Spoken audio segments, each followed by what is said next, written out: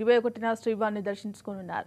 ఈ నేపథ్యంలో రాష్ట్రపతి పర్యటన నిమిత్తం అన్ని ఏర్పాట్లపై తిరుమలలోని శ్రీ పద్మావతి విశ్రాంతి భవనం సమావేశ మందిరంలో టీటీడీ అదనపు ఈవో వెంకయ్య చౌదరి సమీక్ష నిర్వహించారు.